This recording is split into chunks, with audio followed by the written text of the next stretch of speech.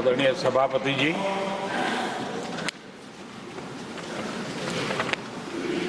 आदरणीय राष्ट्रपति जी ने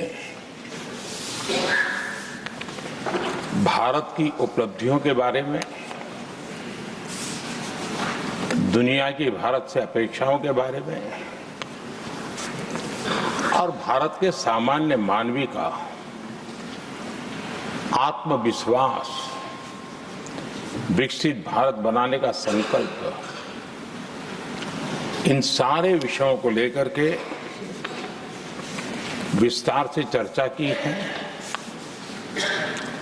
देश को आगे की दिशा भी दिखाई है। आदरणीय राष्ट्रपति जी का अभिभाषण प्रेरक भी था, प्रभावी भी था और हम सब के लिए भविष्य के काम का मार्गदर्शन भी था। मैं आदरणीय राष्ट्रपति जी के उद्बोधन पर धन्यवाद करने के लिए उपस्थित हुआ हूं।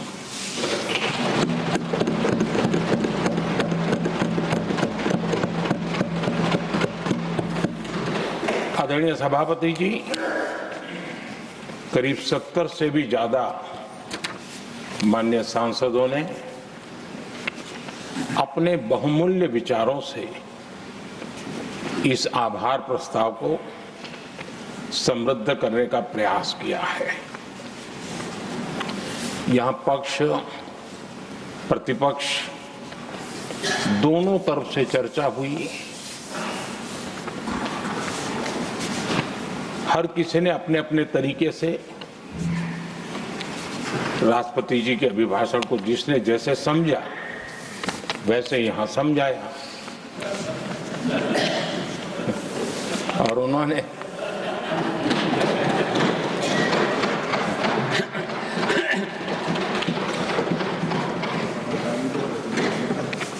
आदरणीय सभापति जी, यहां पर सबका साथ, सबका विकास, इस पर बहुत कुछ कहा गया। मैं समझ नहीं पाता हूं कि इसमें कठिनाई क्या है। सबका साथ, सबका विकास, ये तो हम सबका दायित्व है और इसीलिए तो देश ने हम सबको यहां बैठने का अवसर दिया है और उसमें, लेकिन जहां तक कांग्रेस का सवाल है, उनसे सबका साथ, सबका विकास, इसके लिए कोई अपेक्षा करना, मैं समझता हूं कि बहुत बड़ी गलती हो जाएगी।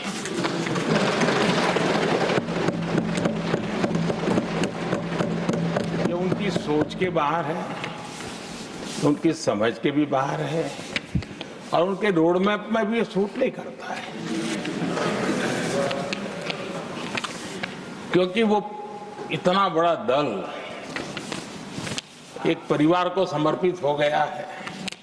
उसके लिए सबका साथ, सबका विकास संभव ही नहीं है।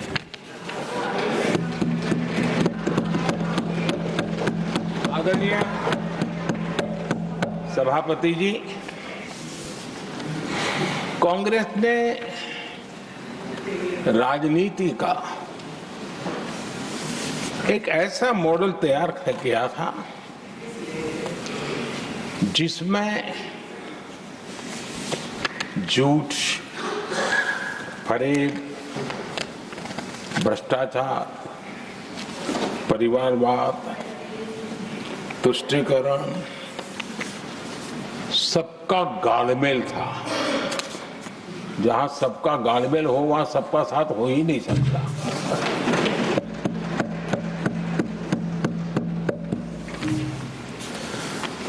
आदरणीय सभापति जी, कांग्रेस के मॉडल में सर्वोपरि है फैमिली फर्स्ट और इसलिए उनकी नीति रीति, उनकी वाणी, उनका वर्तन, उस एक चीज को संभालने में ही खपता रहा है। 2014 के बाद देश ने हमें सेवा करने का अवसर दिया और मैं उन देश की जनता का आभारी हूं कि हमें तीसरी बार लगातार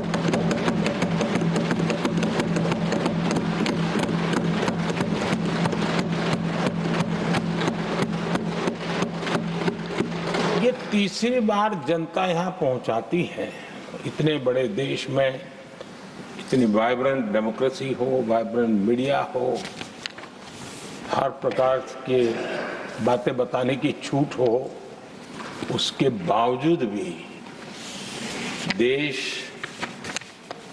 दूसरी बार तीसरी बार हमें सेवा करने का मॉडल बनाती है। इसका कारण देश की जनता ने हमारे विकास के मॉडल को परखा है, समझा है और समर्थन दिया है। और हमारा ये विकास का मॉडल को अगर मुझे एक शब्द में कहना है तो मैं ये कहूंगा, नेशन फर्स्ट, राष्ट्र प्रथम। इसी एक उम्दा भावना और समर्पित भाव से हमने लगातार अपनी नीतियों में, अपने कार्यक्रमों में, हमारे वाणी में, वर्तन में इसी एक बात को मानदंड मान करके देश की सेवा करने का प्रयास किया है। और आदरणीय सभापति जी, मैं बड़े गर्व के साथ भी कहता हूं, बड़े संतोष के साथ कहता हूं कि एक लंबे अरसे तक, 5-6 दशक तक देश के सामने अल्टरनेट मॉडल क्या हो, तराजू पर तोलने का कोई अवसर ही नहीं मिला था। लंबे अरसे के बाद 2014 के बाद देश को एक अल्टरनेट मॉडल क्या हो सकता है, अल्टरनेट कार्यशैली क्या हो सकती है, प्रायोरिटीज क्या हो सकती है, इसका एक नया मॉडल देखने को मिला है। और ये नया मॉडल तुष्टीकरण नहीं, संतुष्टीकरण पर भरोसा।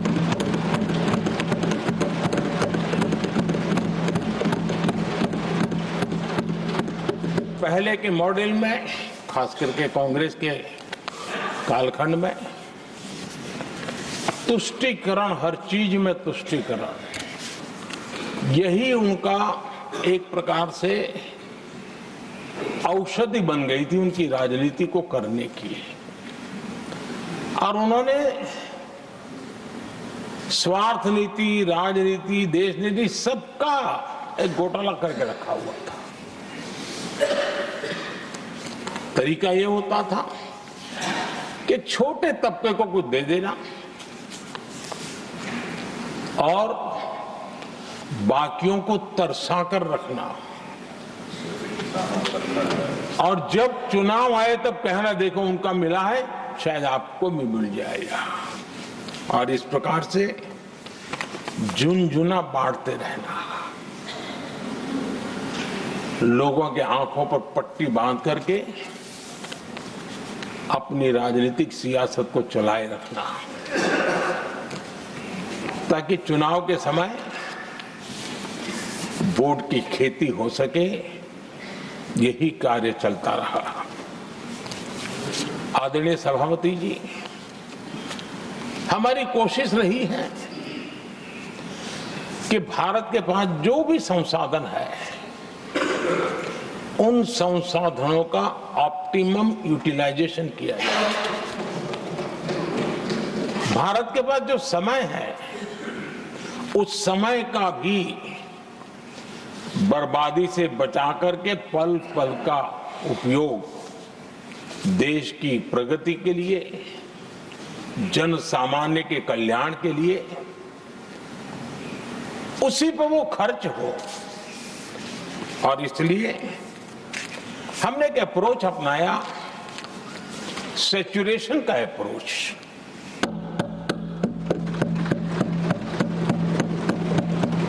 पैर उतने ही लंबे करने जितनी चद्दर हो, लेकिन जो योजना बने, जिनके लिए वो योजना बने, उनको वो 100% उसका बेनिफिट होना चाहिए। किसी को दिया, किसी को नहीं दिया, किसी को लटका करके रखा और उसको हमेशा प्रताड़ित करते रखना और उसको निराशा की गर्त में धकेल देना, उन सिचुएशन से हमने बाहर आकर के सैचुरेशन अप्रोच की ओर हमारे काम को आगे बढ़ाया है। बीते दशक में हमने हर स्तर पर सबका साथ, सबका विकास की भावना को जमीन पर उतारा है और वो आज देश में जिस प्रकार से बदलाव नजर आ रहा है, फल के रूप में हम अनुभव करने लगे हैं।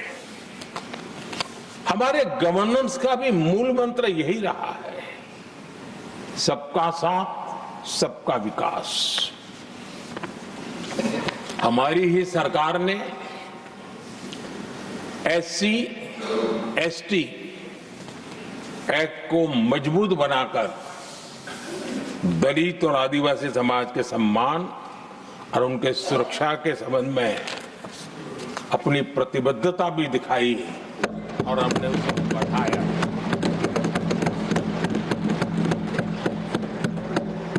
आदरणीय सभापति जी, आज जातिवाद का जहर फैलाने के लिए भरपूर प्रयास हो रहा है, लेकिन 3 दशक तक दोनों सदन के ओबीसी एमपीस और सभी दलों के ओबीसी एमपीस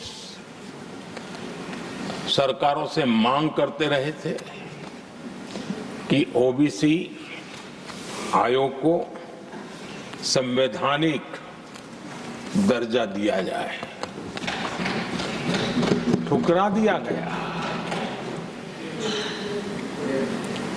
इनकार किया गया, क्योंकि शायद उस समय उनकी राजनीति को ये सूट नहीं करता होगा, क्योंकि तुष्टीकरण की राजनीति के और फैमिली फर्स्ट की राजनीति में जब वो बैठेगा तब तक वो चर्चा तक के हित में भी नहीं आता है। आदरणीय सभापति जी,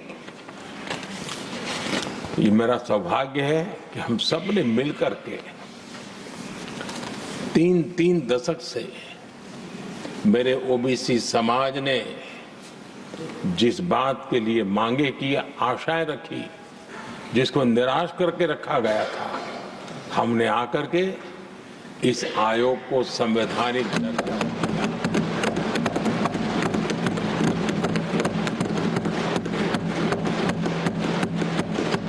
और हमने सिर्फ उनकी मांग पूरी की इतना नहीं, हमारे लिए उनका मान सम्मान भी उतना ही महत्वपूर्ण है, क्योंकि देश के 140 करोड़ देशवासियों को हम जनता जनार्दन के रूप में पूजने वाले लोग हैं। आदरणीय सभापति जी, हमारे देश में जब जब आरक्षण का विषय आया तो उसको एक तंदुरुस्त तरीके से समस्या के समाधान के लिए सत्य को स्वीकार करते हुए करने का प्रयास नहीं हुआ। हर चीज में देश में विभाजन कैसे हो, तनाव कैसे पैदा हो, एक दूसरे के खिलाफ दुश्मनी कैसे पैदा हो, वही तरीके अपनाए गए। देश आजाद होने के बाद जब जब ये प्रयास हुए हैं, इसी तरीके से हुए हैं।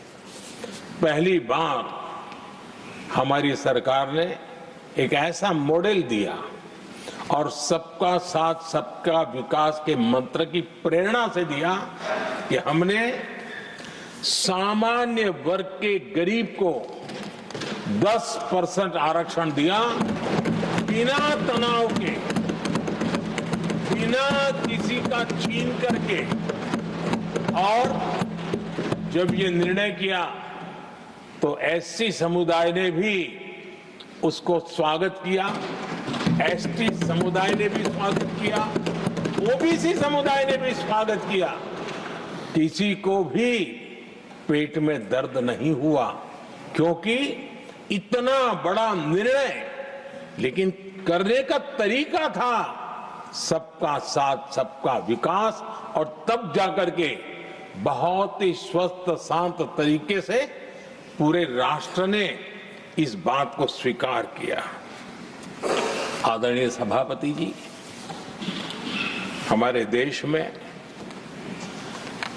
दिव्यांगों की कभी सुनवाई जितनी मात्रा में होनी चाहिए थी नहीं हुई। जब सबका साथ सबका विकास का मंत्र होता है ना, तब मेरे दिव्यांग जन भी उस सबके कैटेगरी में होते हैं, और तब जाकर के हमने दिव्यांगों के लिए आरक्षण का विस्तार किया, दिव्यांगों के लिए सुविधाएं उपलब्ध हो, इसके लिए मिशन मोड में काम किया, दिव्यांगों के कल्याण के लिए अनेक योजनाएं बनाई, लेकिन योजनाओं को लागू भी किया। ये इसके कारण इतना ही नहीं, आदरणीय सभापति जी, ट्रांसजेंडर कम्युनिटी के अधिकारों को लेकर के हमने उसको कानूनी रूप से उसको पुख्त करने के लिए प्रामाणिकता पूर्वक प्रयास किया। सबका साथ सबका विकास के मंत्र को हम कैसे जीते हैं, ये हमने समाज के उस उपेक्षित वर्ग की तरफ भी हमने बड़ी संवेदना के साथ देखा।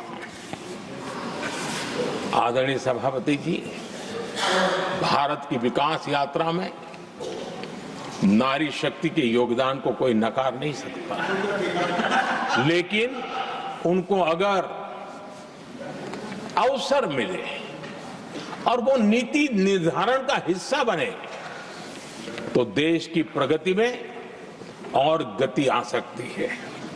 और इस बात को ध्यान में रखते हुए हमने ही, और इस सदन का पहला निर्णय हुआ, हम देशवासी गर्व कर सकते हैं, सदन इस बात के लिए याद रखा जाएगा, ये नया सदन सिर्फ उसके रूप रंग के लिए नहीं, ये नया सदन का पहला निर्णय था नारी शक्ति बंधन। इस नए सदन को हम किसी और तरीके से भी कर सकते थे, हम हमारी वाहवाही के लिए भी उपयोग कर सकते थे, पहले भी होता था, लेकिन हमने तो मातृशक्ति की वाहवाही के लिए इस सदन का आरंभ किया था, और मातृशक्ति के आशीर्वाद से ये सदन अपना कार्य आरंभ किया है। आदरणीय सभापति जी, हम जानते हैं, इतिहास की तरफ अब थोड़ी नजर करें।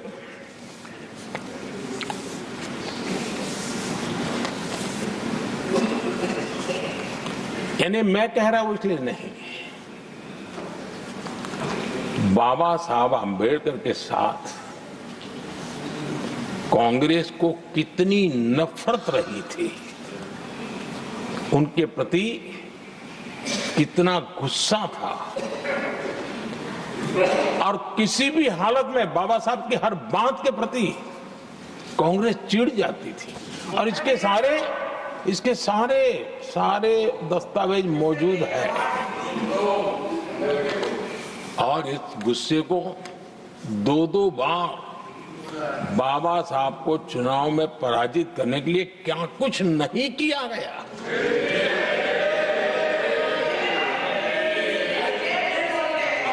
कभी भी बाबा साहब को कभी भी बाबा साहब को भारत रत्न के योग्य नहीं समझा गया। आदरणीय सभापति जी, कभी भी बाबा साहब को भारत रत्न योग्य नहीं समझा गया। इतना ही नहीं, आदरणीय सभापति जी, इस देश के लोगों ने बाबा साहब की भावना का आदर किया, सर्व समाज ने आदर किया, और तब आज मजबूरन कांग्रेस को जय भीम बोलना पड़ रहा है, उनका मुंह सूख जाता है।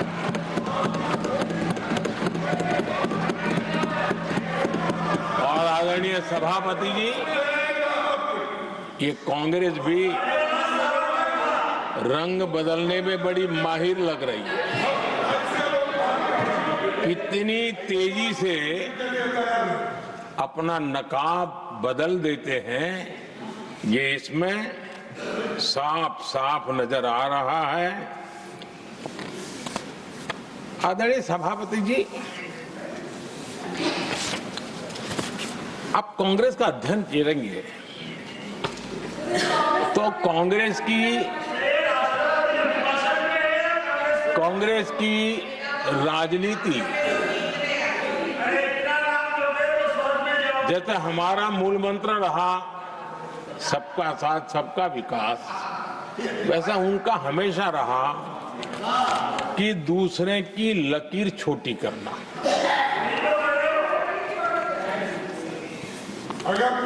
और इसके कारण उन्होंने सरकारों को अस्थिर किया। किसी भी राजनीतिक दल की सरकार कहीं बनी तो उसको अस्थिर कर दिया, क्योंकि लकीर छोटी करो दूसरे की, इसी काम में वो लगे रहे। और ये जो उन्होंने रास्ता चुना है ना, औरों की लकीर छोटी करने का, लोकसभा के बाद भी जो उनके साथ थे वो भी भाग रहे हैं, तो उनको पता चला गया ये तो हमें भी मार डालेंगे। और यही उनकी नीतियों का परिणाम है कि आज ये हाल हो गए हैं कांग्रेस के। देश की सबसे पुरानी पार्टी, आजादी के आंदोलन से जुड़ी पार्टी, इतनी दुर्दशा। ये औरों की लकीर छोटी करने में अपनी शक्ति खपा रहे हैं ना। अगर वो खुद की लकीर लंबी करते तो उनकी ये दशा नहीं होती। और मैं बिना मांगे एडवाइस दे रहा हूं, आप अपनी लकीर लंबी करने में मेहनत कीजिए, सोचिए, तो कभी न कभी देश आपको भी ये 10 मीटर दूर यहाँ आने का अवसर देगी।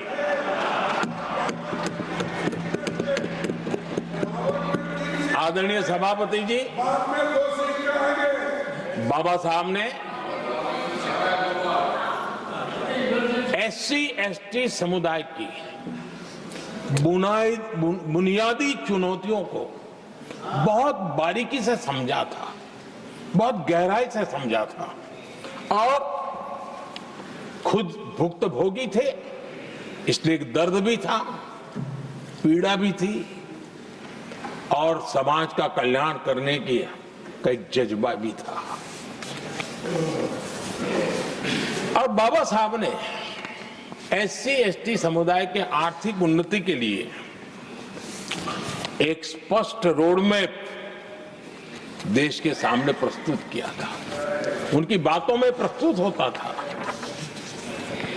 और बाबा साहब ने एक बहुत महत्वपूर्ण बात कही थी, मैं उनका कोट पढ़ना चाहता हूं। बाबा साहब ने कहा था, भारत एक कृषि प्रधान देश है, लेकिन दलितों के लिए ये आजीविका का मुख्य साधन बन ही नहीं सकता।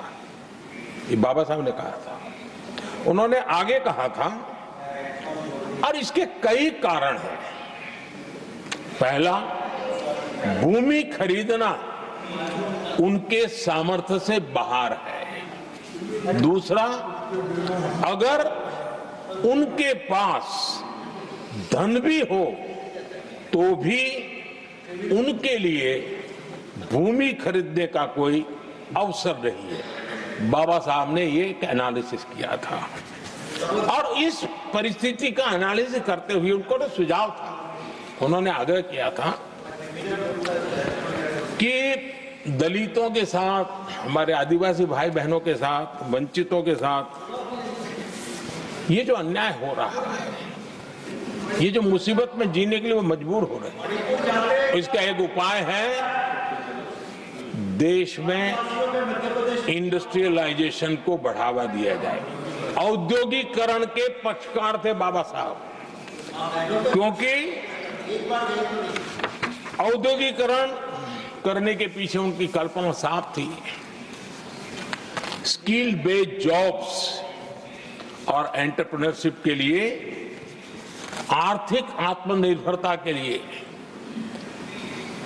दलित, आदिवासी, वंचित समूहों को एक अवसर मिलेगा और उसे वो उत्थान का एक सबसे महत्वपूर्ण हथियार मानते थे। लेकिन आजादी के इतने सालों के बावजूद भी, इतने साल कांग्रेस को सत्ता में रहने का अवसर मिला, तब भी बाबा साहब की इन बातों को पर गौर करने का भी उनको समय नहीं था। उन्होंने बाबा साहब की इस विचारों को पूरी तरह खारिज कर दिया। एससी एसटी समुदाय की आर्थिक लाचारी बाबा साहब समाप्त करना चाहते थे। उसे कांग्रेस ने ऐसा उल्टा काम किया कि उसको गहरा संकट बना दिया। आदरणीय सभापति जी, 2014 में हमारी सरकार ने इस सोच को बदला और हमने प्राथमिकता देते हुए स्किल डेवलपमेंट, फाइनेंशियल इंक्लूजन और इंडस्ट्रियल ग्रोथ पर हमने जोर दिया। हमने पीएम विश्वकर्मा योजना बना करके समाज का वो तबका जिसके बिना समाज की रचना ही संभव नहीं है, और हर गांव में छोटे छोटे रूप में बिखरे हुए समाज, जो पारंपरिक कार्य करने वाले हमारे विश्वकर्मा भाई बहन, लोहार हो, कुम्हार हो, समाज के सोनार हो, ऐसे सारे जो वर्ग के लोग हैं, पहली बार देश में उनके लिए कोई चिंता हुई और उनको ट्रेनिंग देना, टेक्नोलॉजिकल अपग्रेडेशन के लिए नए औजार देना, डिजाइनिंग में उनको मदद करना, आर्थिक सहायता करना, उनके लिए बाजार उपलब्ध कराना, ये सारे दिशाओं में एक विशेष काम हमने अभियान चलाया हुआ है। और समाज का ये वर्ग है जिसकी तरफ किसी ने ध्यान नहीं दिया, और समाज नियंत्रण में जिसका महत्वपूर्ण रोल है, उस विश्वकर्मा समाज की हमने चिंता। आदरणीय सभापति, हमने मुद्रा योजना शुरू करके जिन लोगों को पहली बार उद्यम के क्षेत्र में आना था, उनको निमंत्रित किया, उनको प्रोत्साहित किया। बिना गारंटी को लोन देने का एक बहुत बड़ा अभियान हमने चलाया, ताकि समाज में ये बहुत बड़ा समुदाय है जो आत्मनिर्भरता के अपने सपने को पूरा कर सके, और उसमें बहुत बड़ी सफलता मिली। हमने एक योजना और भी बनाई, स्टैंड अप इंडिया, जिसका मकसद था एससी एसटी समुदाय के हमारे भाई बहन और कोई भी समाज की महिला, उसको बैंक से 1 करोड़ रुपए का बिना गारंटी को लोन, ताकि वो अपना कारोबार। और हमने इस बार बजट में इसको डबल कर दिया है, और मैंने देखा है कि लाखों ऐसे नौजवान इस वंचित समुदाय से, या लाखों बहनें आज मुद्रा योजना के द्वारा अपना कारोबार करना शुरू किया है, और खुद को तो रोजगार पाया ही, लेकिन उन्होंने किसी एक दो और लोगों को भी रोजगार दिया है। आदरणीय सभापति जी, हर कारीगर का सशक्तिकरण, हर समुदाय का सशक्तिकरण और जो बाबा साहब का सपना था उसको पूरा करने का काम मुद्रा योजना के माध्यम से हमने किया है। आदरणीय सभापति जी, जिसको किसी ने नहीं पूछा उसको मोदी पूजता है।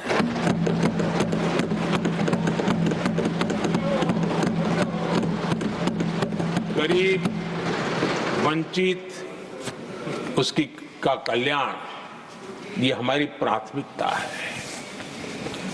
इस वर्ष के बजट में भी आप देखिए, लेदर इंडस्ट्री, फुटवेयर इंडस्ट्री, ऐसे अनेक छोटे दायरे के विषयों को हमने स्पर्श किया है और इसका सबसे बड़ा लाभ गरीब और वंचित समुदाय के लोगों को मिलने वाला है, जो इस बजट पे घोषणा की। अब उदाहरण के रूप में टॉयज की बात करें, समाज के इस प्रकार के वर्ग के लोग ही टॉयज बनाने के काम में हैं। हमने उस पर ध्यान केंद्रित किया। बहुत सारे गरीब परिवारों को अनेक प्रकार की उसमें मदद दी गई और उसका परिणाम आज आया है कि टॉयज हम एक्सपोर्ट करने की आदत में फंसे हुए थे, आज इंपोर्ट करने की आदत में फंसे हुए थे, आज हमारे टॉय 3 गुना एक्सपोर्ट हो रहे हैं और जिसका फायदा समाज के एक बहुत ही नीचे के तबके में जीने वाले, मुसीबतों से गुजारा करने वाले समुदाय को मिल रहा है। आदरणीय सभापति जी, हमारे देश में एक बहुत बड़ा समुदाय है, मछुआरा समुदाय। इन मछुआरे साथियों के लिए हमने एक अलग मिनिस्ट्री तो बनाई, लेकिन जो बेनिफिट किसान क्रेडिट में किसानों को मिलता था, हमने वो किसान क्रेडिट कार्ड के सारे बेनिफिट हमारे मछुआरे भाई बहनों को भी दिया, ये सुविधा दी। अलग मिनिस्ट्री बनाई, ये काम किया और करीब 40,000 करोड़ रुपया हमने इसके अंदर इंफ्यूज किया। फिशरीज सेक्टर को बल दिया है और इसका प्रयास इन प्रयासों का परिणाम यह आया है कि हमारा मछली उत्पादन 2 गुना और एक्सपोर्ट भी 2 गुना हुआ है और जिसका सीधा बेनिफिट हमारे मछुआरे भाई बहनों को हुआ है। यानी समाज के सबसे उपेक्षित हमारे बंधु हैं, उनको हमने सबसे ज्यादा प्राथमिकता दे करके हमने काम करने का प्रयास किया है। आदरणीय सभापति जी, यहाँ जो जातिवाद का जहर फैलाने की जिनको अब नया शौक लग गया है, हमारे देश के आदिवासी समाज, उन आदिवासी समाज में भी कई स्तर की स्थितियां हैं। कुछ समूह ऐसे हैं जिनकी संख्या बहुत कम है और जो करीब देश में 200-300 जगह पे बिखरे हुए हैं और कुल आबादी उनकी बहुत कम है, लेकिन वो ऐसे उपेक्षित रहे हैं, उनकी बारीकियों को जाने तो दिल दहलाने वाली बात है। और मेरा सद्भाग्य रहा कि राष्ट्रपति जी से इस विषय में मुझे काफी गाइडेंस मिला, क्योंकि उस समाज को काफी निकट से राष्ट्रपति जी जानती है और उसी में से आदिवासी समाज में भी बहुत वंचित अवस्था में जीने वाला एक जो छोटा तबके के लोग व बिखरे पड़े लोग हैं, उनको विशेष रूप से योजना में लाने का प्रयास हुआ और हमने पीएम जनमन योजना बनाई और 24,000 करोड़ रुपए ताकि उनको कुछ सुविधाएं मिले, उनके कल्याण के काम हो और वे भी सबसे पहले तो अन्य आदिवासी समाज की बराबरी तक तो पहुंचे और फिर पूरे समाज की बराबरी करने के लिए योग्य बने। उस दिशा में हमने काम किया है। आदरणीय सभापति जी, समाज के अलग अलग तबकों की चिंता तो की है। हमने देश के अलग अलग भूभाग में भी कुछ ऐसी स्थितियां हैं कि जिसमें बहुत पिछड़ापन है। जैसे हमारे सीमावर्ती गांव, उनको बैकवर्ड विलेज करके छोड़ दिया गया था, आखिरी गांव करके छोड़ दिया गया था। हमने सबसे पहले मनोवैज्ञानिक परिवर्तन लाया। हम ये जो दिल्ली पहले और बाद में सब धीरे धीरे जो जाए, दूर जाता जाए, आखिर चला जाए, हमने बदल दिया। हमने तय किया कि सीमा पर जो लोग हैं वो पहले और वो अंदर की तरफ आता जाए। जहां सूरज की किरण सबसे पहले आती है और जहां सूरज की आखिरी किरण भी जिनके पास होती है, ऐसे आखिरी गांव उनको हमने फर्स्ट विलेज के रूप में विशेष दर्जा देते हुए, विशेष योजना बनाते हुए हमने उनके विकास के कामों को, इतना ही नहीं, उसको प्राथमिकता इतनी दी कि मैंने पिछले टर्म में मंत्री परिषद के साथियों को ऐसे दूर दराज के गांवों में 24 घंटे रुकने के लिए भेजा था। और -15 डिग्री वाले कुछ विलेजेस थे, वहां भी हमारे मंत्री वहां जाकर के रुके थे, उनको समझने का, उनकी समस्याओं के समाधान के लिए प्रयास किया था। और हमने 15 अगस्त 26 जनवरी में जो मेहमान बुलाते हैं, उसमें भी ये जो सीमा पर बसे हुए हमारे पहले विलेज है, आज उनके प्रधानों को हम 26 जनवरी 15 अगस्त में बुलाते हैं। राष्ट्रपति जी के यहाँ एट होम में होते हैं, क्योंकि हमारी कोशिश है सबका साथ सबका विकास, और इसलिए खोजते रहते हैं कि हम किसको, अभी भी पहुंचना बाकी है, चलो जल्दी करो। आदरणीय सभापति जी, वाइब्रेंट विलेज की योजना देश की सुरक्षा के लिए भी बहुत उपयोगी हो रही है, बहुत महत्वपूर्ण हो रही है, और हम उसको भी बल दे रहे हैं। आदरणीय सभापति जी, राष्ट्रपति जी ने गणतंत्र के 75 वर्ष के मौके पर संविधान निर्माताओं से प्रेरणा लेने का भी आग्रह अपने अभिभाषण में किया है। मैं आज बड़े संतोष के साथ कह सकता हूं कि हमारे संविधान निर्माताओं की जो भावना थी, उसी का आदर करते हुए, उसी से प्रेरणा लेते हुए हम आज आगे बढ़ रहे हैं। कुछ लोगों को लगता होगा ये यूसीसी क्या लाए हैं, लेकिन जो संविधान सभा की डिबेट पढ़ेंगे उनको पता चलेगा कि हम उस भावना का यहाँ लाने का प्रयास कर रहे हैं। कुछ लोगों की राजनीति आड़े आती होगी, लेकिन हम संविधान निर्माताओं की भावना को जीते हैं ना, तब जाकर के ये साहस करते हैं और कमिटमेंट के साथ पूरा करने का प्रयास करते हैं। आदरणीय सभापति जी, संविधान निर्माताओं का आदर करना चाहिए था। संविधान निर्माताओं के एक एक बात से प्रेरणा लेने की थी, लेकिन ये कांग्रेस है जिसने आजादी के तुरंत बाद ही संविधान निर्माताओं की भावनाओं की धज्जियां उड़ा दी थी। और ये दुख के साथ मैं ये कहना पड़ रहा है। आप कल्पना कर सकते थे कि जब देश में चुनी हुई सरकार नहीं थी, एक स्टॉप गैप अरेंजमेंट था चुनाव तक का, वो स्टॉप गैप अरेंजमेंट में जो बैठे थे महाशय, उन्होंने संविधान में संशोधन कर दिया आते ही। चुनी हुई सरकार करती तो थोड़ा भी तो समझ आता था, लेकिन उतना भी इंतजाम नहीं किया। और किया क्या उन्होंने फ्रीडम ऑफ स्पीच को कुचला, फ्रीडम ऑफ स्पीच को कुचला। अखबारों पर, प्रेस पर लगाम लगाई और डेमोक्रेट का टैग लगाकर घूमते रहे दुनिया में।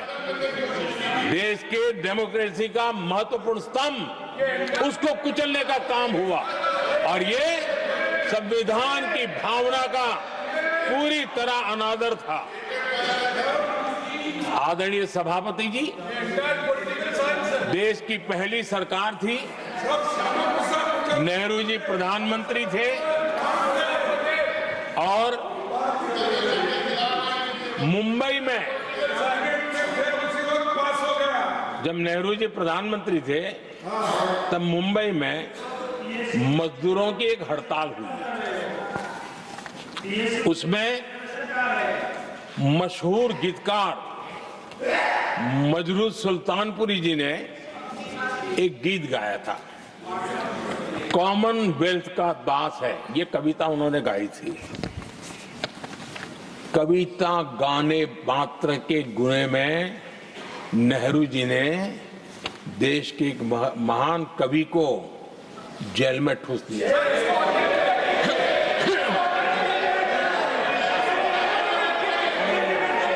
मशहूर एक्टर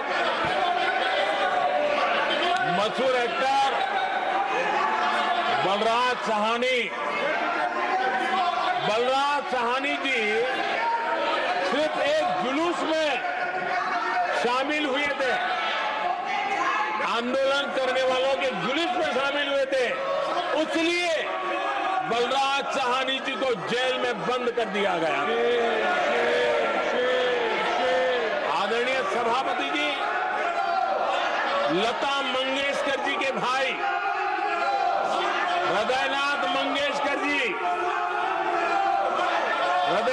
मंगेशकर जी ने वीर सावरकर पर एक कविता स्वरबद्ध करके आकाशवाणी पर प्रस्तुत करने का योजना बनाई। इतने मात्र पर हृदयनाथ मंगेशकर जी को आकाशवाणी से हमेशा के लिए बाहर कर दिया गया। आदरणीय सभापति जी, इसके बाद देश ने इमरजेंसी का भी दौर देखा है। आदरणीय सभापति जी, इस देश ने इमरजेंसी का भी दौर देखा है। संविधान की किस प्रकार से कुचला गया, संविधान के स्पिरिट को किस प्रकार से रौंदा गया और वो भी सत्ता सुख के लिए किया गया, ये देश जानता है। और इमरजेंसी में प्रसिद्ध सिने कलाकार देवानंद जी से आग्रह किया गया कि वे इमरजेंसी का समर्थन करें पब्लिकली। देवानंद जी ने साफ साफ इमरजेंसी पर समर्थन करने से इनकार कर दिया। उन्होंने हिम्मत दिखाई और इसलिए दूरदर्शन पर देवानंद जी की सभी फिल्मों को प्रतिबंधित कर दिया गया।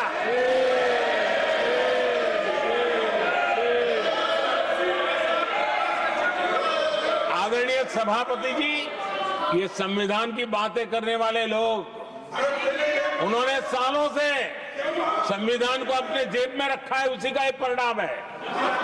संविधान का सम्मान नहीं किया है। आदरणीय सभापति जी किशोर कुमार जी, उन्होंने कांग्रेस के लिए गाना गाने से मना किया।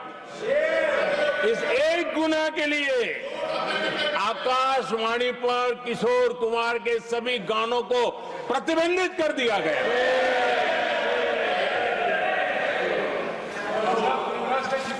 आदरणीय सभापति जी, मैं इमरजेंसी के उन दिनों को भूल नहीं सकता और शायद आज भी वो तस्वीरें मौजूद है। ये जो लोकतंत्र की बातें करते हैं, मानव गरिमा की बातें करते हैं, और बड़े बड़े भाषण देने के लिए शौकीन लोग हैं। आपातकाल में जॉर्ज फर्नांडिस समेत देश के महानुभावों को हथकड़ियां पहनाई गई थी, जंजीरों से बांधा गया था। संसद के सदस्य, देश के गणमान्य नेता,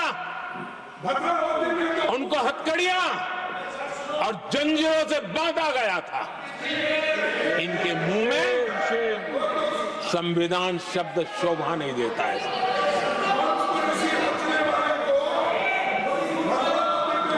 आदरणीय सभापति जी, सत्ता सुख के लिए, शाही परिवार के अहंकार के लिए इस देश के लाखों परिवारों को तबाह कर दिया गया, देश को जेल खाना बना दिया गया।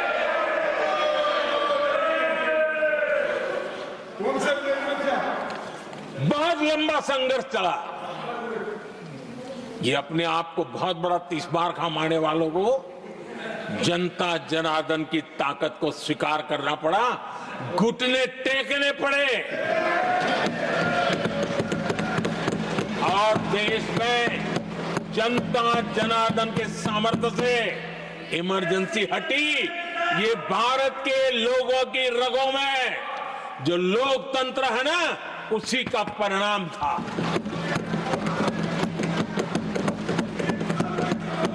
हमारे माननीय खड़गे जी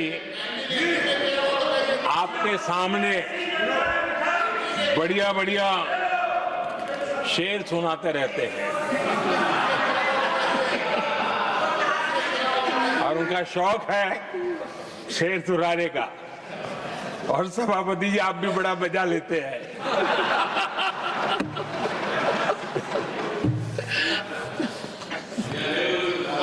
एक शेर मैंने भी कहीं पढ़ा था,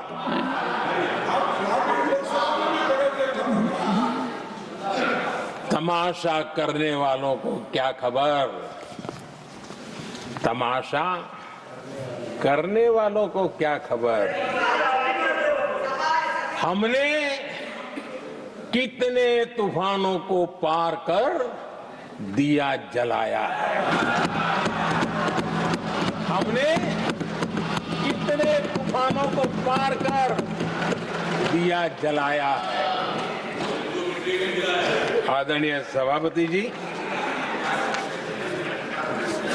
मैं आदरणीय खड़गे जी वरिष्ठ नेता है और मैं हमेशा सम्मान करता हूँ और इतना लंबा समय सार्वजनिक जीवन ये छोटी बात नहीं है।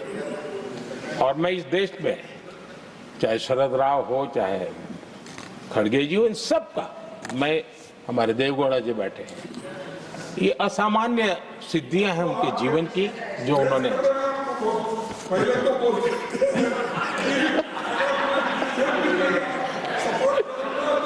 ऐसा है खड़गे जी, आपको आपके घर में तो ये बातें सुनने को नहीं मिलेगी, मैं बता दूंगा।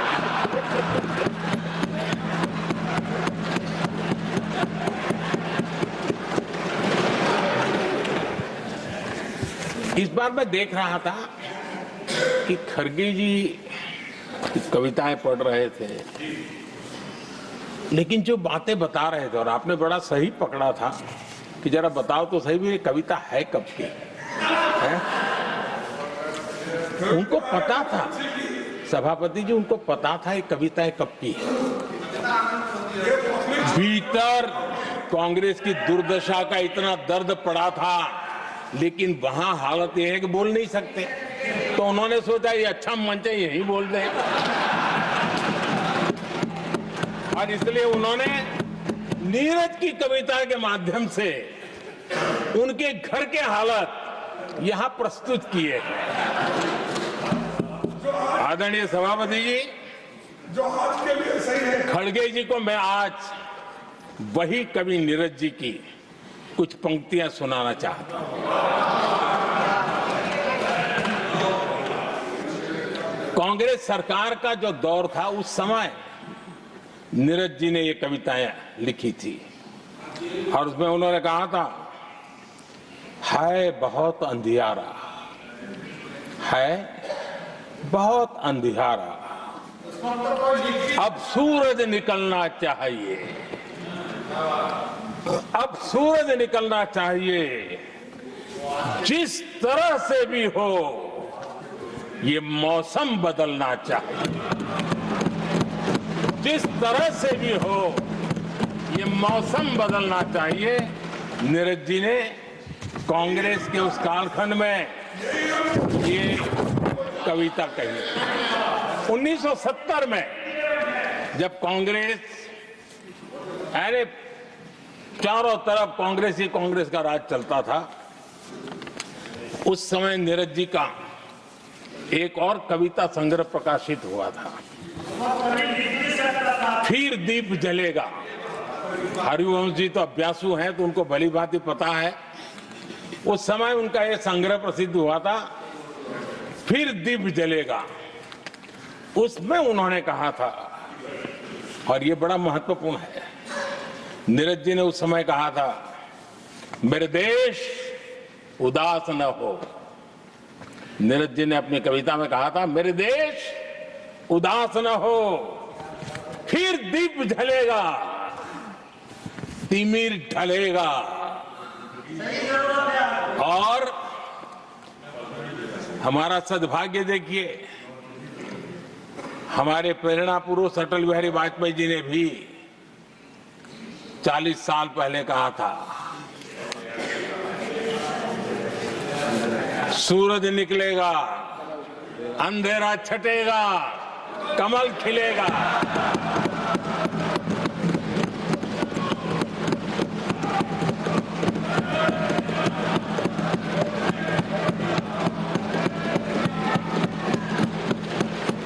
आदरणीय नीरज जी ने कहा था, जब तक कांग्रेस का सूरज चमकता रहा, देश ऐसा ही अंधेरे में रहता रहा।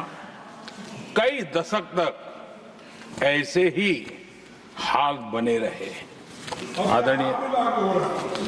आदरणीय सभापति जी, गरीबों को शक्ति देने के लिए, गरीबों के सशक्तिकरण के लिए जितना काम हमारे कार्यकाल में हुआ है, हमारी सरकार के द्वारा हुआ है, इतना पहले कभी नहीं हुआ। गरीबों का सशक्तिकरण और गरीब ही गरीबी को परास्त करे, उस दिशा में हमने योजनाओं को आकार दिया। और मुझे मेरे देश के गरीबों पर भरोसा है, उनके सामर्थ्य में भरोसा है। अगर अवसर मिल जाए ना, तो वो हर चुनौतियों को पार कर सकता है। और गरीब ने करके दिखाया, योजनाओं का लाभ लेते हुए, अवसरों का फायदा उठाते हुए, सशक्तिकरण के माध्यम से 25 करोड़ गरीबी को परास्त करने में सफल हुए। 25 करोड़ लोगों को गरीबी से बाहर निकालना, ये हमारे लिए गर्व का विषय है कि हमने एक बहुत बड़ा काम किया है। जो लोग गरीबी से निकले हैं, कठोर परिश्रम करके निकले हैं, सरकारी पर भरोसा करते हुए, योजनाओं को आधार बना करके, और आज गरीबी से निकलकर वो एक न्यू मिडिल क्लास हमारे देश में अर्जित हुआ है। आदरणीय सभापति जी, मेरी सरकार इस न्यू मिडिल क्लास और मिडिल क्लास के साथ डट करके खड़ी है और बहुत कमिटमेंट के साथ हम खड़े हैं। हमारी न्यू मिडिल क्लास और मिडिल क्लास की आकांक्षाएं आज देश के लिए गति देने वाली शक्ति है। हमारे देश की एक नई ऊर्जा है, देश की प्रगति का सबसे बड़ा आधार है। हम मिडिल क्लास के, नियर मिडिल क्लास के सामर्थ्य को बढ़ाना चाहते हैं। हमने मिडिल क्लास के लिए एक बहुत बड़े हिस्से को टैक्स में इस बजट में जीरो कर दिया।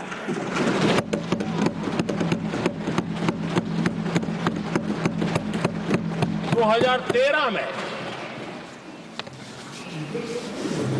2 लाख तक की आय टैक्स में मुक्ति थी, इनकम टैक्स में 2 लाख तक मुक्ति थी। आज हमने 12 लाख तक टैक्स में मुक्ति कर दी। हम 70 साल से ऊपर के किसी भी वर्ग के क्यों न हो, किसी भी समाज से क्यों न हो, उनको आयुष्मान योजना का लाभ देकर के, और उसका सबसे बड़ा लाभ मिडिल क्लास के बुजुर्गों को मिल रहा है। आदरणीय सभापति जी, हमने देश में 4 करोड़ घर बनाकर हमारे देशवासियों को दिए, जिसमें से 1 करोड़ से ज्यादा घर शहरों में बने हैं। हमने घर खरीदने वालों के साथ बहुत बड़ा फ्रॉड हुआ करता था, उनको सुरक्षा देना बहुत जरूरी था, और इसी सदन में हमने रेरा का कानून बनाया है, जो आज मध्यम वर्ग के घर के सपने के खिलाफ जो रुकावटें थी, उसको दूर करने एक महत्वपूर्ण हथियार बना है। इस बार बजट में स्वामी इनिशिएटिव लाया गया है, जो हाउसिंग प्रोजेक्ट अटके हुए हैं, जिसमें मध्यम वर्ग के पैसे रुके हुए हैं और उनकी सुविधाएं अटकी हुई हैं, उनके उस काम के लिए 15,000 करोड़ रुपया इस बजट में हमने आवंटित किया है, ताकि मध्यम वर्ग के उन सपनों को पूरा कर सकें।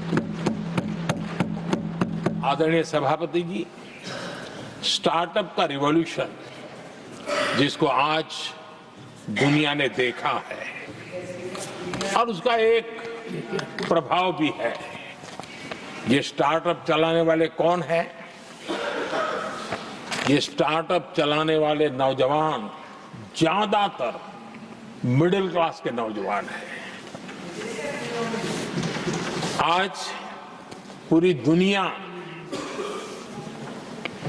भारत के प्रति आकर्षित है, खास करके G20 समूहों की देश के 50-60 स्थानों पर जो मीटिंगें हुई, उसके कारण भारत को जो पहले सभी दिल्ली, मुंबई या बेंगलुरु मानते थे, भारत को विशालता का उनको पता चला है, और आज विश्व का भारत के टूरिज्म के प्रति आकर्षण बढ़ा है।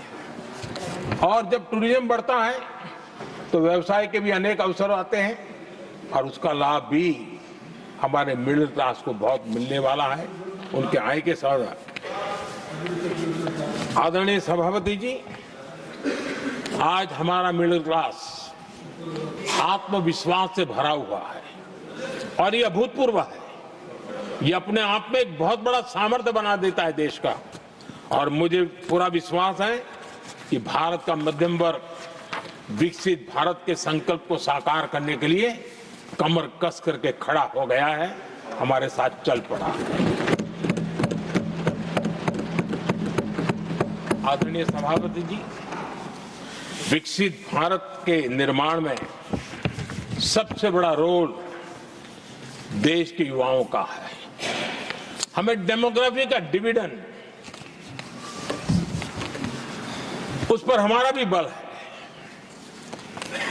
जो अभी स्कूल कॉलेज में है, वही विकसित भारत के सबसे बड़े लाभार्थी बनने वाले हैं, और इसलिए उनके अंदर एक स्वाभाविक भाव है कि जैसे जैसे उनकी उम्र बढ़ेगी, वैसे वैसे देश की विकास की यात्रा बढ़ेगी, और जो उनके लिए एक बहुत बड़ा और एक प्रकार से विकसित भारत का बेस हमारे यहाँ स्कूल कॉलेज के नौजवान है, वो हमारा सामर्थ्य है।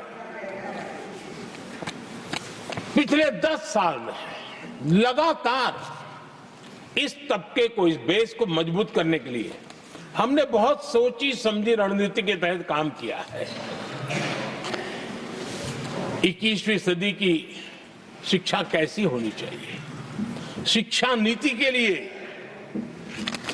पहले सोचा तक नहीं गया, जो चलता है चलने दो, जैसा होता है होता ही रहो।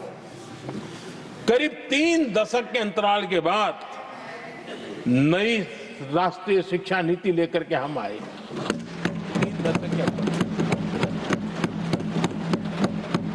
इस नीति के तहत बहुत सारे इनिशिएटिव हैं, उसमें एक की मैं चर्चा करता हूं, पीएम श्री स्कूल।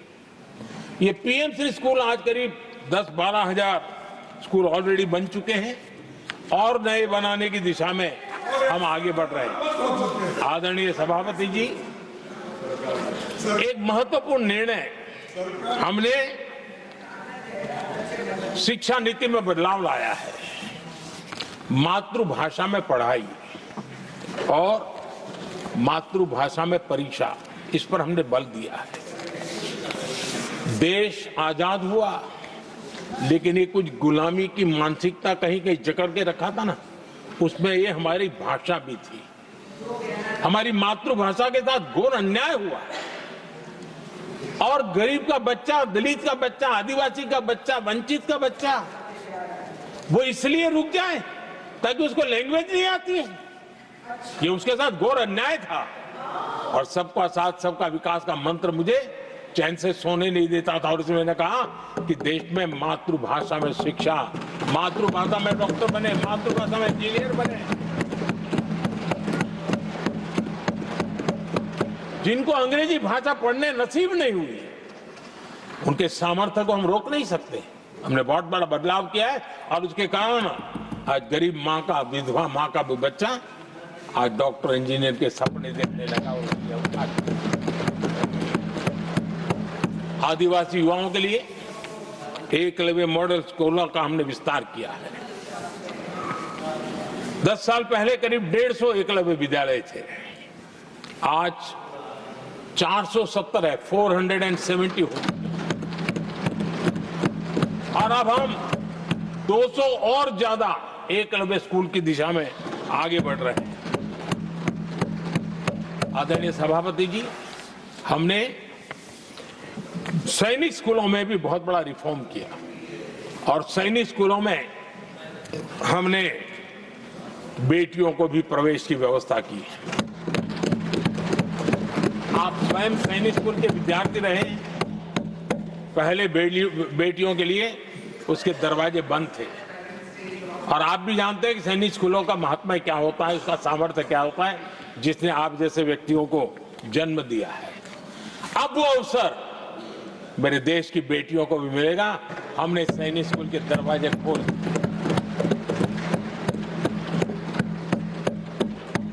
और अभी हमारी सैकड़ों बेटियां देशभक्ति के इस माहौल में अपनी पढ़ाई कर रही हैं और देश के लिए जीने का जज्बा सहज रूप से उनके भीतर पनप रहा है। आदरणीय सभापति जी, युवाओं के ग्रूमिंग में एनसीसी की बहुत बड़ी भूमिका है। हम में से जो भी एनसीसी के संपर्क में रहा है उसे मालूम है कि उस उम्र में और उस कालखंड में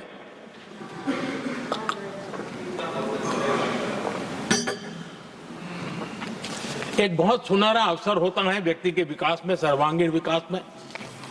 उसको एक एक्सपोजर मिलता है। बीते वर्षों में एनसीसी में अभूतपूर्व विस्तार हुआ है। हमने उसको भी जकड़ करके बैठ गए थे। 2014 तक एनसीसी में करीब 14 लाख कैडेट हुआ करते थे, आज वो संख्या 20 लाख पार कर गई।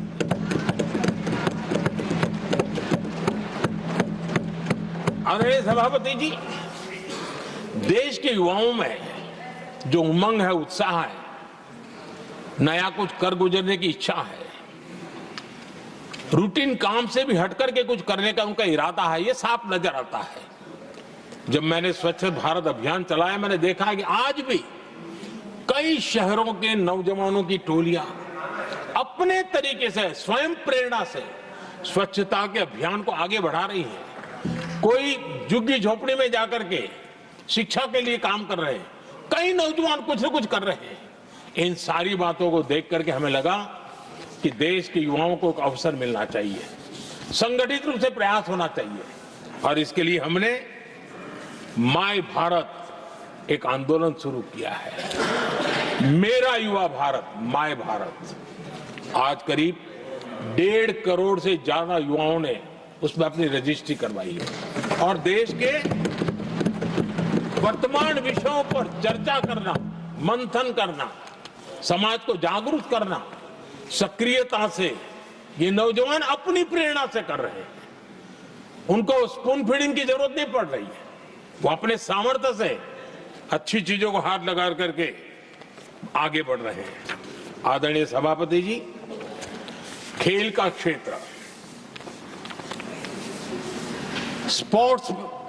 स्पोर्ट्समैन स्पिरिट को जन्म देते हैं और जिस देश में स्पोर्ट जितना व्यापक होता है उस देश के अंदर वो स्पिरिट अपने आप पनपता है। खेल प्रतिभा को बल देने के लिए हमने अनेक आयामों पर काम शुरू किया है।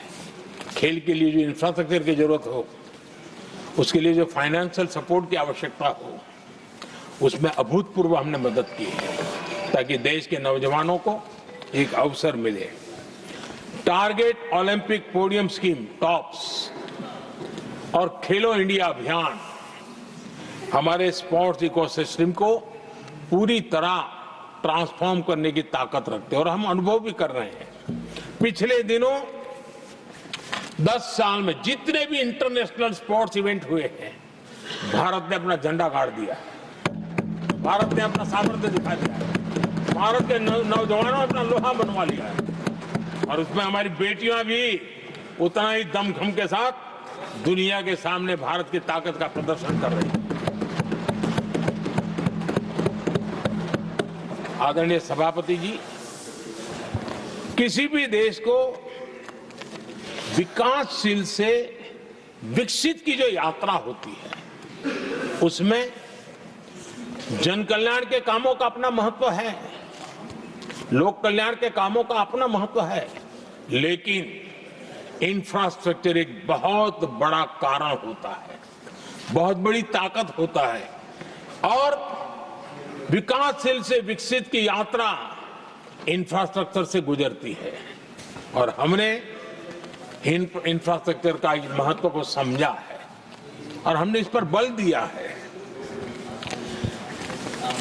और जब इंफ्रास्ट्रक्चर की बात होती है तो ये भी जरूरी है कि वो समय सर पूरे हो, जिसकी हम कल्पना करें, योजना करें, आवश्यकता समझे, लेकिन लटके रहे तो उसका फायदा नहीं मिलता है, उससे टैक्स पेयर का पैसा भी बर्बाद होता है और देश उस लाभ से वंचित रह जाता है, अनेक सालों तक इंतजार करता है, उसका बहुत बड़ा भारी नुकसान होता है जिसको शब्दों में गिना नहीं जा सकता है। कांग्रेस के कालखंड में अटकाना, भटकाना, लटकाना ये उनका कल्चर बन गया था और उसके कारण ये राजनीति का हिस्सा था। किस प्रोजेक्ट को करने देना, नहीं करने देना, उसमें राजनीतिक तराजू रहता था। सबका साथ सबका विकास का मंत्र नहीं होता था। एक भी नहीं होना। इस कांग्रेस कल्चर से मुक्ति पाने के लिए हमने एक प्रगति नाम की व्यवस्था बनाई और उस नियमित रूप से मैं स्वयं इस प्रगति प्लेटफॉर्म के माध्यम से इंफ्रास्ट्रक्चर का प्रोजेक्ट्स का डिटेल मॉनिटरिंग करता हूं। कभी ड्रोन से भी उस एरिया की वीडियोग्राफी और लाइव इंटरेक्शन करता हूं। काफी मैं उसमें इन्वॉल्व रहता हूं। करीब 19 लाख करोड़ रुपए के ऐसे जो प्रोजेक्ट अटके पड़े हुए थे किसी न किसी कारण से, राज्य और केंद्र का कोऑर्डिनेशन नहीं होगा, एक डिपार्टमेंट का दूसरे डिपार्टमेंट से कोऑर्डिनेशन नहीं होगा, फाइलों में कहीं लटका पड़ा होगा, इन सारी चीजों का रिव्यू करता हूं और ऑक्सफोर्ड यूनिवर्सिटी ने उस पर अध्ययन किया इस प्रगति के हमारे इनिशिएटिव पर और बहुत बड़ा उसने अच्छा रिपोर्ट दिया है और उसमें उसने एक बहुत बड़ा सुझाव दिया है। उसने कहा प्रगति के इनिशिएटिव के बारे में कहा है। उन्होंने कहा प्रगति के अनुभवों से सीखते हुए अन्य विकासशील देशों के पास भी इंफ्रास्ट्रक्चर के विकास में क्रांति लाने का एक मूल्यवान अवसर है। ये प्रगति को सभी डेवलपिंग कंट्रीज के लिए उन्होंने ये सुझाव दिया। पहले काम कैसे होते थे, मैं तथ्यों के साथ कोई उदाहरण देना चाहता हूं ताकि पता चले कि कैसे देश को नुकसान किया गया है। मैं ये नहीं कह रहा हूं हर कुछ एक ही व्यक्ति ने जानबूझ के किया होगा, लेकिन कल्चर डेवलप हो गया और उसका परिणाम हुआ। अब देखिए उत्तर प्रदेश में हम एग्रीकल्चर, किसान, भाषण तो बहुत बढ़िया दे देते हैं, अच्छा लगता है, भड़काने का काम करने में क्या जाता है, कोई जो इन्वेस्टमेंट तो है ही नहीं, भड़काते रहो दुनिया को, कोई काम तो करना नहीं है। उत्तर प्रदेश में कृषि के लिए एक अहम योजना थी, सरयू नहर परियोजना। सरयू नहर परियोजना 1972, सोचिए साहब, 1972 में स्वीकृत हुई थी, 5 दशक तक लटकी रही। 1972 में जिस योजना को सोचा गया, योजना बनी, फाइल पे स्वीकृत हो चुकी, 2021 में हमने आकर के इसको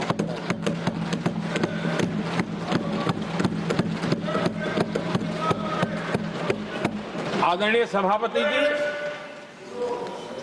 जम्मू कश्मीर की Udhampur Srinagar Baramulla rail line, Udhampur Srinagar Baramulla rail line in 1994 में स्वीकृत हुई थी। 1994 में ये रेल लाइन भी बरसों तक लटकी रही। 3 दशक बाद आखिरकार हमने 2025 में इसे पूरा किया।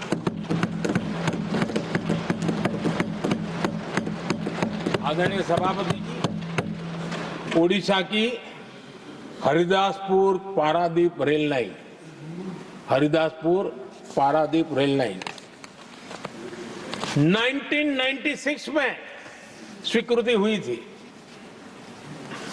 ये भी बरसों तक अटकी रही और ये भी 2019 में हमारे कार्यकाल में पूरी हुई। आदरणीय सभापति जी, असम का बोगीबिल ब्रिज 1998 में स्वीकृत हुआ था, ये भी हमारी सरकार ने 2018 में पूरा किया। और मैं ऐसे आपको सैकड़ों उदाहरण दे सकता हूं। अटकाना, लटकाना, भटकाना, ये कल्चर कितने देश को बर्बाद किया है, सैकड़ों उदाहरण दे सकता हूं। आप कल्पना कर सकते हैं, कांग्रेस ने अपने कार्यकाल में देश के लिए, देश जिसके लिए हकदार था, जो होने की संभावनाएं भी थी, इस प्रगति का न करते हुए कितनी बर्बादी की है, इसका आप अंदाज लगा सकते हैं। इंफ्रास्ट्रक्चर प्रोजेक्ट्स में सही प्लानिंग और समय सही एजुकेशन, इसके लिए पीएम गति शक्ति नेशनल मास्टर प्लान बनाया है। पीएम गति शक्ति में जो लोग डिजिटल वर्ल्ड में इंटरेस्टेड हैं, उनके लिए जरूरी है समझना, और मैं तो चाहूंगा इसको राज्यों ने भी उपयोग करना चाहिए। पीएम गति शक्ति प्लेटफॉर्म में 1600 डेटा लेयर्स हैं हमारे देश के अलग अलग कामों के, और निर्णय प्रक्रिया को तेज करते हैं, सरल करते हैं, और उसको लागू करने में भी बहुत तेजी से उसको लागू किया जा सकता है।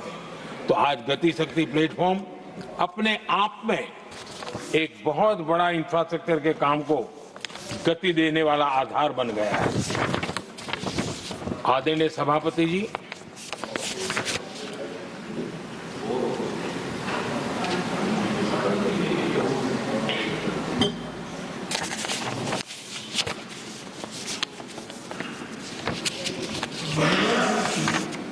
के नौजवानों को ये जानना बहुत जरूरी है कि उनके माँ बाप को मुसीबतों से जिंदगी क्यों गुजारनी पड़ी, देश की ऐसी हालत क्यों हुई, उनको जानना बहुत जरूरी है।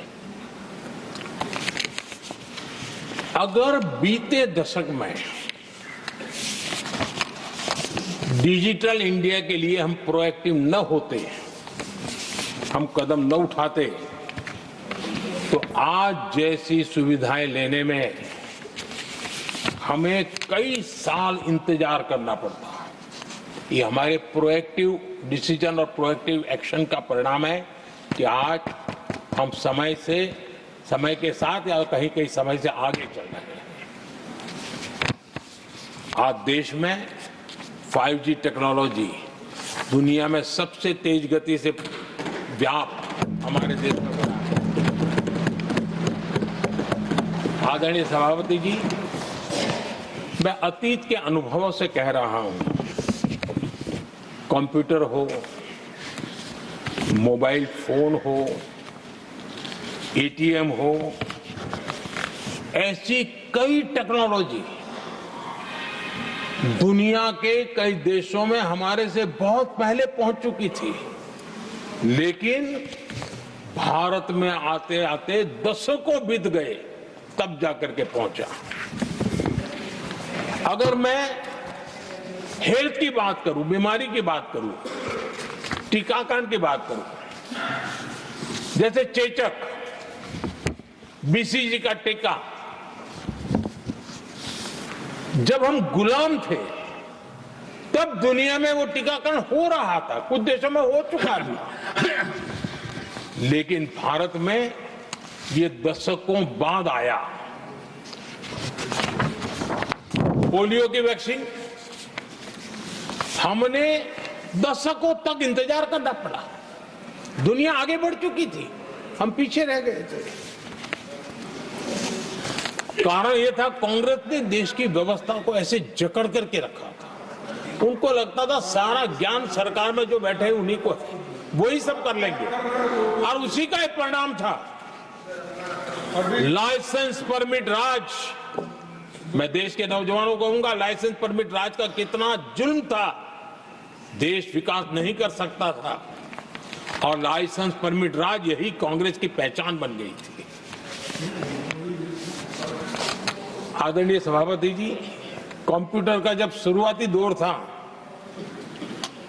तो कंप्यूटर को इंपोर्ट करना चाहता है तो उसके लिए लाइसेंस लेना होता था कंप्यूटर लाने के लिए,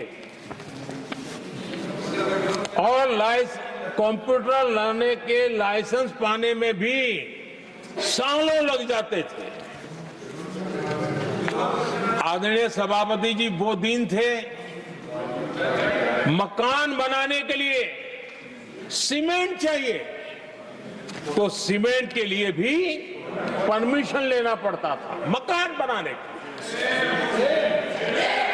इतना ही नहीं सभापति जी, शादी ब्याह में अगर चीनी की जरूरत हो, चीनी चाय पिलानी हो, तो भी लाइसेंस लेना पड़ता था। मेरे देश के नौजवानों को पता होना, और मैं आजाद भारत की बात कर रहा हूं, मैं अंग्रेजों के कालखंड की बात नहीं कर रहा हूं, कांग्रेस के कालखंड की बात कर रहा हूं। और कांग्रेस के एक पूर्व वित्त मंत्री जो अपने आप को बहुत ज्ञानी मानते हैं, उन्होंने माना था कि लाइसेंस परमिट के बिना कोई काम होते नहीं है, सारे काम लाइसेंस परमिट के रास्ते से ही गुजरते हैं। और उन्होंने ये भी कहा था कि लाइसेंस परमिट बिना रिश्वत को नहीं होता है। मैं कांग्रेस के वित्त मंत्री ने जो कहा वो कह रहा हूं, बिना रिश्वत को नहीं होता है। अब कोई बहुत आसानी से समझ सकता है, उस जमाने में रिश्वत मतलब हाथ की सफाई कौन करता था भाई, ये कौन पंजा था, वो पैसा कहां जाता था देश का नौजवान भली भांति समझ सकता है। यही इस सदन में कांग्रेस के एक माननीय सदस्य हैं, मौजूद है, जिनके पिताजी के पास खुद के पैसे थे, किसी से लेना नहीं था, और कार खरीदना चाहते थे। यहां मौजूद एक एमपी है कांग्रेस के, उनके पिताजी खुद के पैसे से कार खरीदना चाहते थे। 15 साल तक उनको कार के लिए इंतजार करना पड़ा था कांग्रेस के राज में।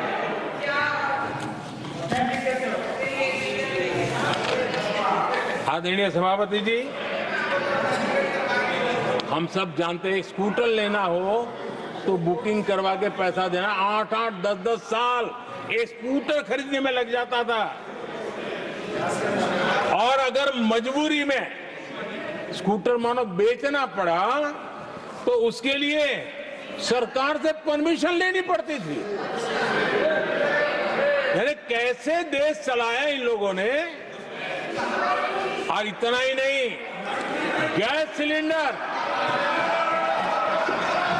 एमपी को कूपन दिया जाता था, कि तुम इलाके में 25 लोगों को गैस कनेक्शन दे सकते हो। गैस सिलेंडर के लिए कतार लगती थी। टेलीफोन कनेक्शन, नाक को दम आ जाता था टेलीफोन कनेक्शन के लिए। देश के नौजवानों को पता होना चाहिए कि ये जो आज बड़े बड़े भाषण झाड़ रहे हैं, उन्होंने क्या किया था, देश को पता होना चाहिए। आदरणीय सभापति जी, ये सारी पाबंदियां और लाइसेंस राज की नीतियों ने भारत को दुनिया की सबसे धीमी आर्थिक वृद्धि दर में धकेल दिया। लेकिन क्या आप जानते हैं, इस कमजोर वृद्धि दर को, इस विफलता को दुनिया में किस नाम से कहने की शुरुआत हो गई? हिंदू रेट ऑफ ग्रोथ कहने लगे। एक समाज का पूरा अपमान, विफलता सरकार में बैठे हुए लोगों की, काम न करने के सामर्थ्य बैठे हुए लोगों का, समझ शक्ति का अभाव बैठे हुए लोगों का, दिन रात भ्रष्टाचार में डूबे हुए लोगों का, और गाली पड़ी एक बहुत बड़े समाज को, हिंदू ग्रेट ऑफ ग्रोथ। आदरणीय सभापति जी, शाही परिवार के आर्थिक कुप्रबंधन और गलत नीतियों के कारण पूरे समाज को दोषी ठहराया गया और दुनिया भर में बदनाम किया गया। जबकि हम इतिहास देखें तो भारत के लोगों का तरीका और नीतियां, भारत के स्वभाव में लाइसेंस राज नहीं था, परमिट नहीं थी। भारत के लोग सदियों से, हजारों साल से खुले में विश्वास करते थे, और हम उन समुदाय में सबसे पहले थे जो दुनिया भर में मुक्त व्यापार, फ्री ट्रेड, उसमें मेहनत करते थे, काम करते थे। सदियों पहले भारतीय व्यापारी दूर दराज के देशों तक व्यापार करने के लिए जाते थे, कोई बंधन नहीं थे, कोई रुकावटें नहीं थे। ये हमारी प्रकृति की संस्कृति थी, हमने उसको तबाह करके रख दिया। आज जब पूरी दुनिया भारत की आर्थिक क्षमता को पहचानने लगी है, आज दुनिया तेज गति से आगे बढ़ने वाले देश के रूप में देख रही है, तो आज आदरणीय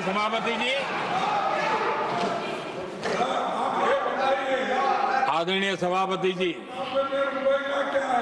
कांग्रेस के पंजे से मुक्त होकर आप देश चैन की सांस ले रहा है और ऊंची उड़ान भी भर रहा है।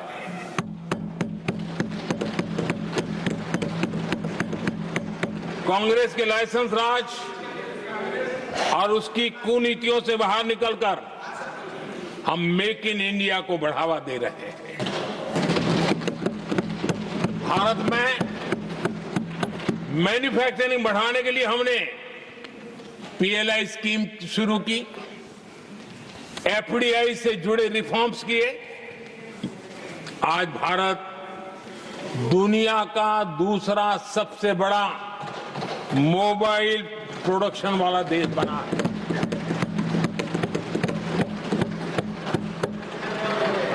पहले हम ज्यादातर फोन बाहर से इंपोर्ट कर रहे थे, अब हमारी पहचान एक मोबाइल एक्सपोर्टर के रूप में बनी है।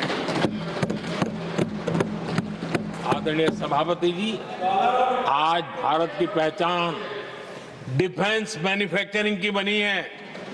10 साल में हमारा डिफेंस प्रोडक्ट्स 10 गुना एक्सपोर्ट बढ़ा है। 10 साल में 10 गुना बढ़ा है। आदरणीय सभापति जी, भारत में सोलर मॉड्यूल मैन्युफैक्चरिंग भी 10 गुना बढ़ गए हैं। आज हमारा देश दुनिया का दूसरा सबसे बड़ा स्टील प्रोड्यूसर देश है। 10 सालों में हमारा मशीनरी और इलेक्ट्रॉनिक एक्सपोर्ट तेजी से आगे बढ़ा है।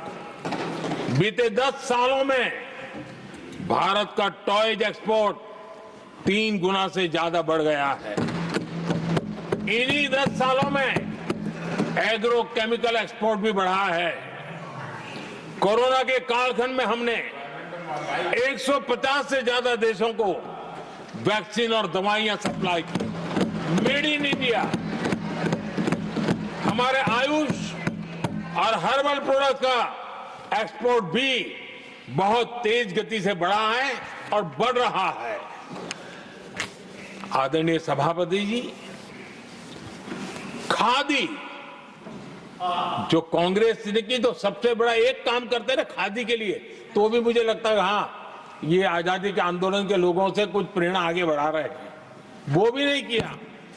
खादी और विलेज इंडस्ट्री का टर्नओवर पहली बार 1.5 लाख करोड़ से ज्यादा हुआ। 10 साल में इसका प्रोडक्शन भी 4 गुना हुआ।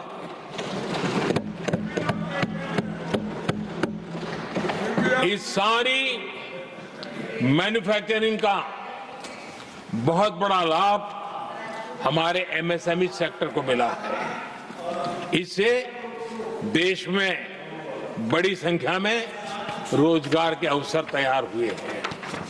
आदरणीय सभापति जी, हम सभी जनता के प्रतिनिधि हैं। हम जनता जनार्दन के सेवक हैं। जनप्रतिनिधि के लिए देश और समाज का मिशन ही सब कुछ होता है और सेवा व्रत लेकर के ही जनप्रतिनिधियों के लिए काम करना उनका दायित्व होता है। आदरणीय सभापति जी, देश की हम सभी से अपेक्षा है कि हम विकसित भारत को आत्मसात करने के लिए कोई कमी हमारी तरफ से नहीं रहनी चाहिए। हम सबका सामूहिक दायित्व होना चाहिए। ये देश का संकल्प है। ये किसी सरकार का संकल्प नहीं है, किसी व्यक्ति का संकल्प नहीं है, 140 करोड़ देशवासियों का संकल्प है। और सभापति जी, मेरे शब्द लिख करके रखिए, जो लोग विकसित भारत के संकल्प से अपना को अछूता रखेंगे, देश उनको अछूता कर देगी। हर किसी को जुड़ना पड़ेगा। अब बच करके नहीं रह सकते, क्योंकि भारत का मिडिल क्लास, भारत का नौजवान पूरी ताकत के साथ देश को आगे बढ़ाने में जुट चुका है। और इसलिए आदरणीय सभापति जी, जब प्रगति की राह पर देश चल पड़ा है, विकास की नई ऊंचाइयों को देश अर्जित कर रहा है, तब हम सबकी भूमिका बड़ी महत्वपूर्ण है। सरकारों में विरोध होना लोकतंत्र का स्वभाव है, नीतियों का विरोध होना लोकतंत्र का जिम्मेवारी भी है, लेकिन घोर विरोधवाद, घोर निराशावाद और अपनी लकीर लंबी नहीं करनी, दूसरी लकीर को छोटा करने की कोशिशें विकसित भारत में रुकावट बन सकती है। हमें उसे मुक्त होना होगा और हमें आत्ममंथन भी करना होगा, निरंतर मंथन करना होगा। मुझे भरोसा है कि सदन में जो चर्चा हुई है उसमें से जो उत्तम चीजें हैं उसको लेकर के हम आगे बढ़ेंगे और हमारा मंथन जारी रहेगा। हमें निरंतर ऊर्जा राष्ट्रपति जी के उद्बोधन से मिलती रहेगी। एक बार फिर राष्ट्रपति जी का मैं हृदय से आभार व्यक्त करता हूं और सभी माननीय सांसदों का भी आभार व्यक्त करता हूं। बहुत बहुत धन्यवाद। I shall now put the amendment, Mr.